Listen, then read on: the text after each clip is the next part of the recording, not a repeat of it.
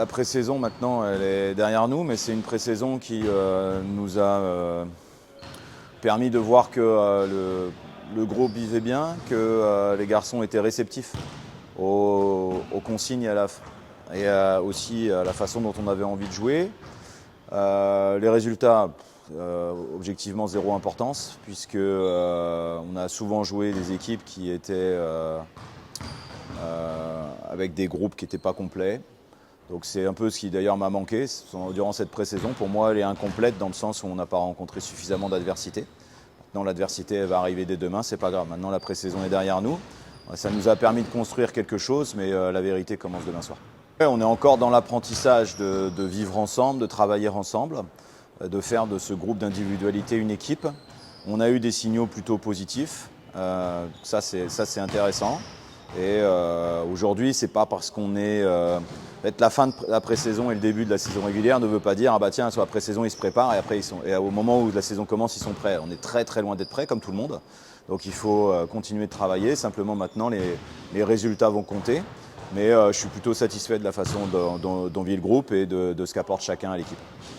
Ça ne pouvait pas être un plus gros match que celui-ci. Monaco aujourd'hui c'est le double champion de France, c'est top 5 Euroleague, donc c'est un énorme morceau. On ne concourt absolument pas dans la même catégorie. On parle quand même d'une équipe où là on ne sait même pas qui va jouer parce qu'ils ont plus de joueurs qu'autorisés sur la feuille de match. Ils ont des joueurs qui ont des contrats à des millions d'euros la saison.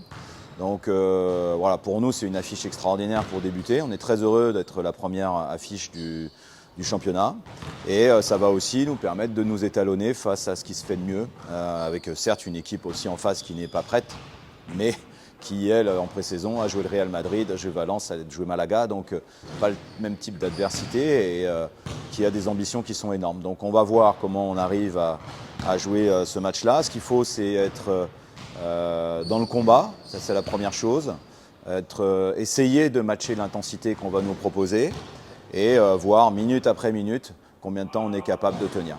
Durant ce match, on devra se passer de Dominique Olenissak puisque Dominique est papa depuis vraiment très peu de temps. Donc il va devoir, comme la loi le demande, respecter un congé paternité. Et même s'il aurait aimé jouer ce match-là, la loi ne l'autorise pas à jouer ce match. Donc on fera sans lui. On est très heureux pour lui et pour sa femme. Et ils viennent d'accueillir un joli bébé. Et voilà. Mais on ne pourra pas compter sur lui demain soir dans l'effectif. J'espère, évidemment, on ne s'est pas revu depuis le deuxième match de pré-saison, pour certains depuis la saison passée. C'est important dès le premier match, on propose certainement ce qui est la plus belle affiche en championnat pour commencer. Et il faut d'entrée de jeu que chacun joue son rôle et puis que tout le monde puisse voir qu'on a bien la salle la plus chaude en France avec un public extraordinaire. Voilà, donc j'espère que ça sera comme ça, c'est en tout cas ce que moi j'ai vendu aux joueurs. Hein.